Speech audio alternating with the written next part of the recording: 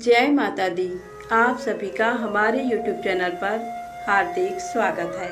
आज शुक्रवार के दिन सुने संतोषी माता की व्रत कथा। कथा को सुनने मात्र से समस्त मनोकामनाएं पूर्ण होती हैं, इसलिए कथा को पूरा सुने। प्रेम से बोले संतोषी माता की जय हो।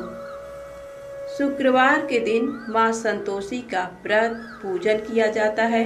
इस पूजा के दौरान माता की आरती, पूजन तथा अंत में माता की कथा सुनी जाती है। आइए जानते हैं शुक्रवार के दिन की जाने वाली संतोषी माता व्रत कथा। एक बुढ़िया थी, उसके 7 बेटे थे। 6 कमाने वाले थे जबकि एक निकम्मा था।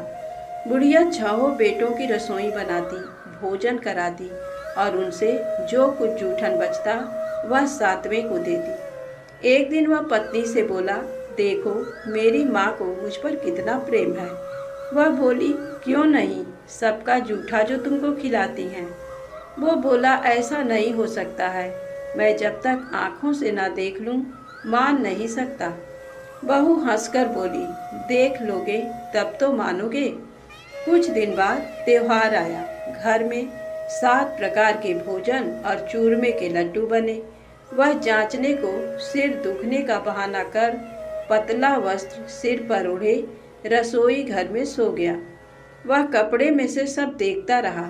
6 भाई भोजन करने आए। उसने देखा माँ ने उनके लिए सुंदर आसन बिछा नाना प्रकार की रसोई परोसी और आग्रह करके उन्हें जिमाया। वह देखता रहा। 6 भाई भोजन करके उठे तब माँ ने उनकी जूठी थालियों में से लड्डुओं के टुकड़े उठाकर एक लड्डू बनाया। जूठन साफ कर बुढ़िया माँ ने उसे पुकारा, बेटा 6 भाई भोजन कर गए, अब तू ही बाकी है, उठ, तू कब खाएगा। वह कहने लगा, माँ मुझे भोजन नहीं करना, मैं अब परदेश जा रहा हूँ। माँ ने कहा, कल जाता हो तो आज चला जा। वह बोला, हाँ आज ही जा रहा हूँ। ये कहकर वह घर से निकल गया। चलते समय पत्नी की याद आ गई।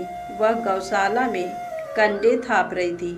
वहाँ जाकर बोला, हम जावे परदेश आवेंगे कुछ काल, तुम रहियो संतोष से धर्म आपनो पाल।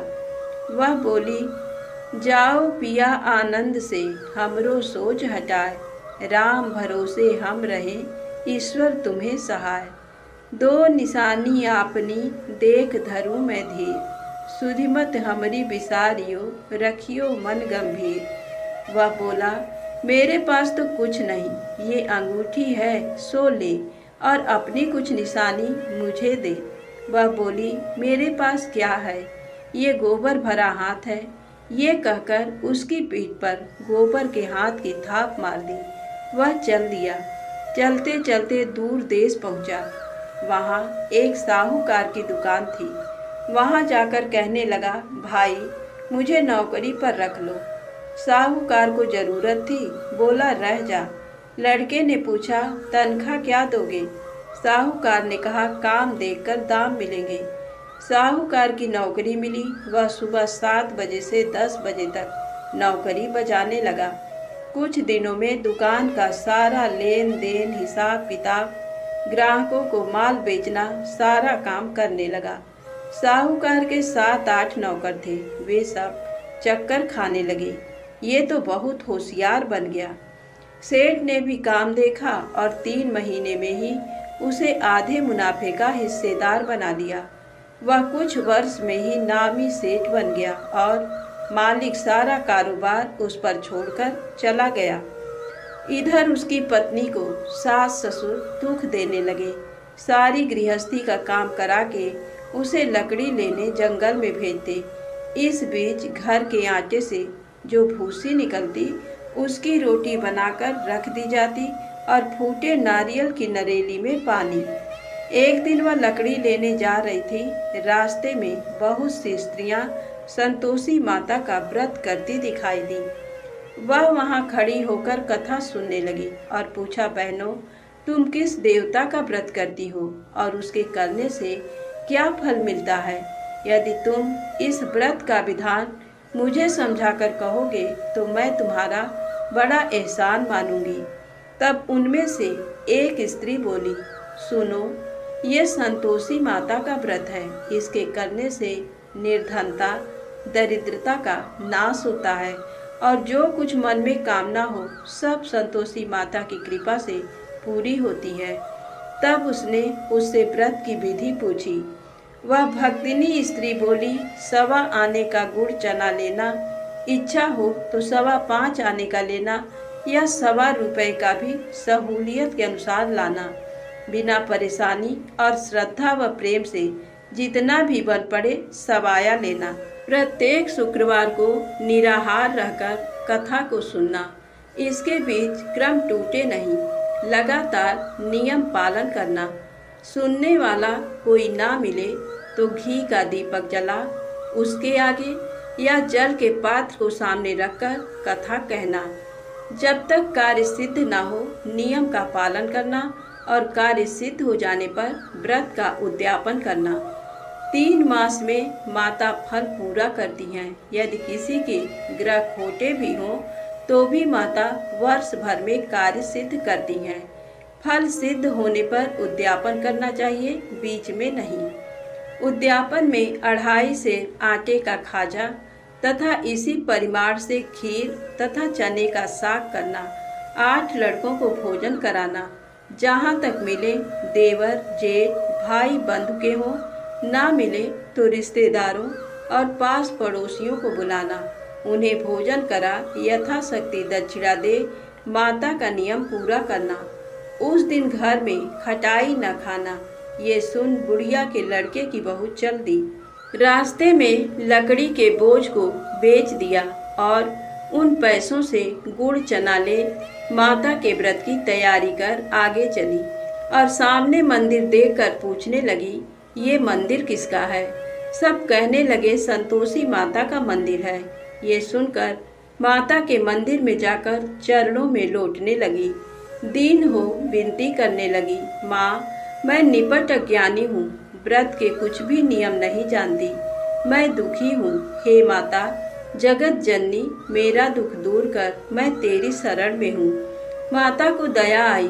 एक शुक्रवार बीता कि दूसरे को उसके पति का पत्र आया और तीसरे शुक्रवार को उसका भेजा हुआ पैसा आ पहुँचा। ये देख जेठ जिठानी मुंह सिकोड़ने लगे, लड़के ताने देने लगे। काकी के पास पत्र आने लगे, रुपया आने लगा। अब तो काकी की खातिर पड़ेगी।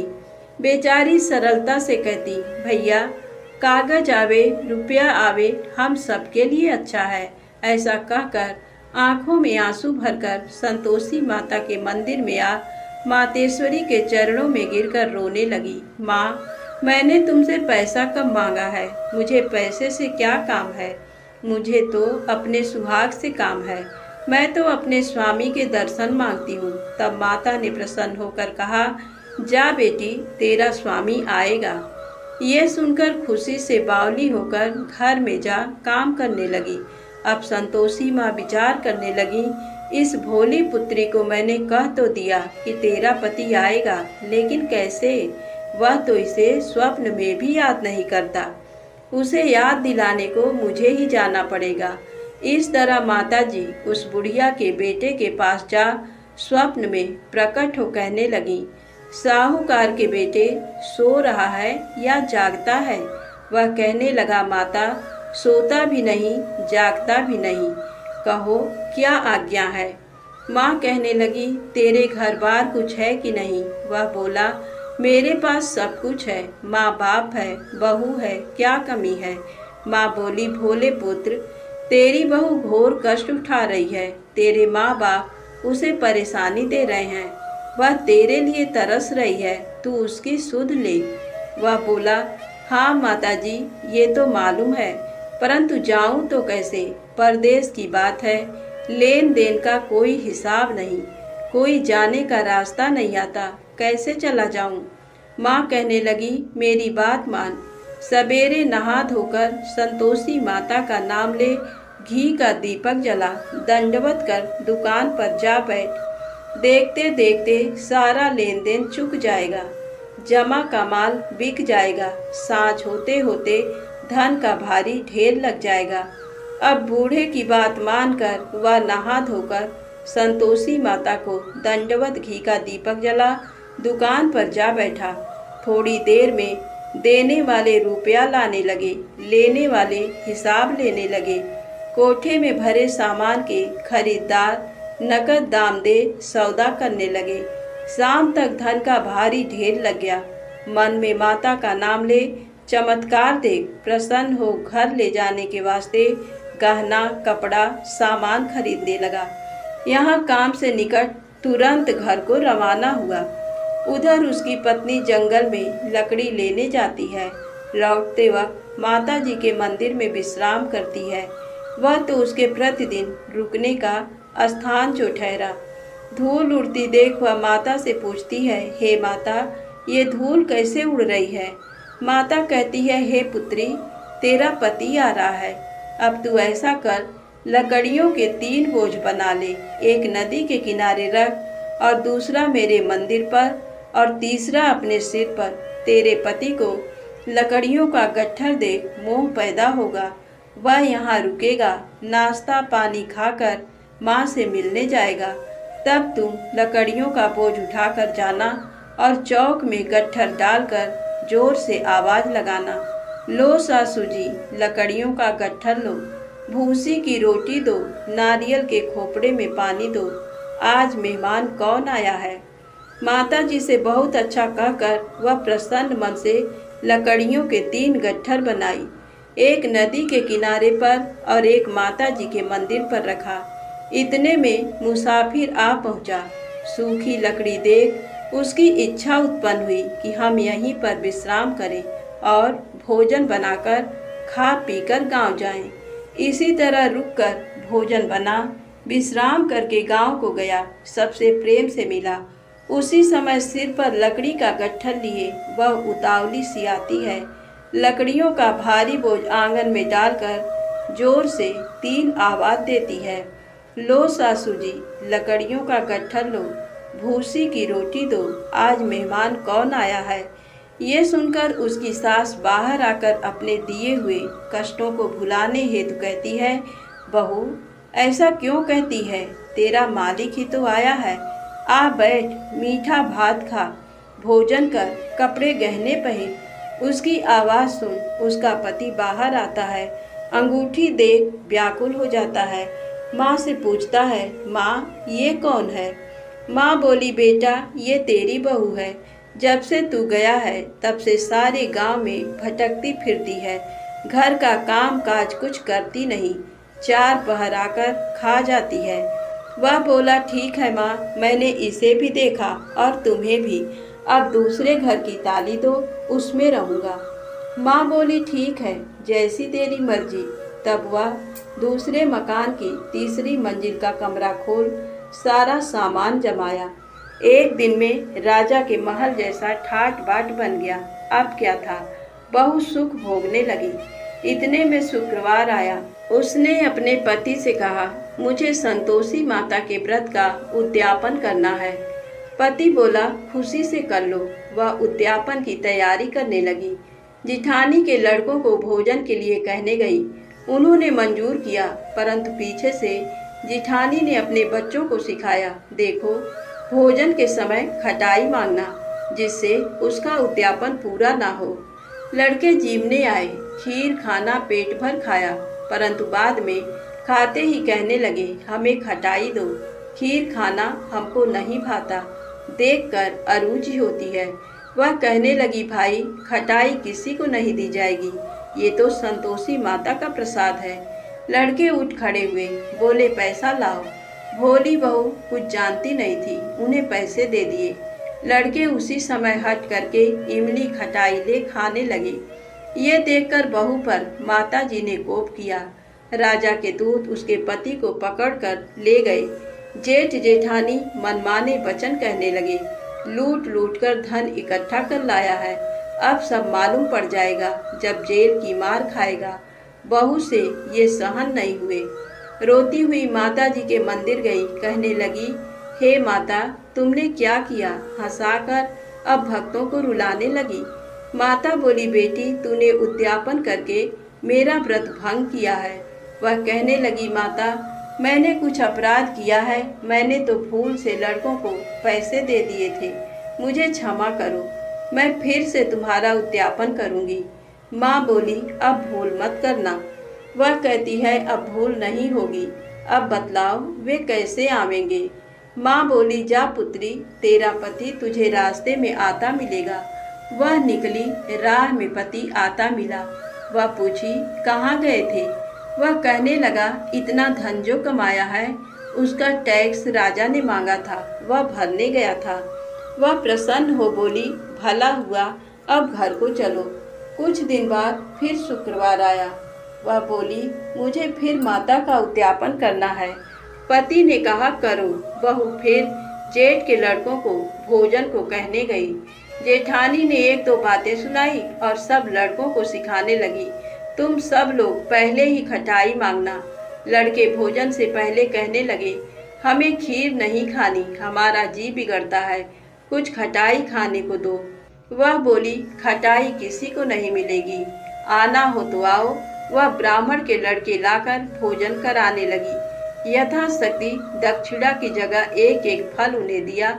संतोषी माता प्रसन्न हुई। माता की कृपा होते ही 9वें मास में उसके चंद्रमा के समान सुंदर पुत्र प्राप्त हुआ। पुत्र को पाकर प्रतिदिन माता जी के मंदिर को जाने लगी। माँ ने सोचा, ये रोज आती है, आज क्यों न इसके घर चलूं।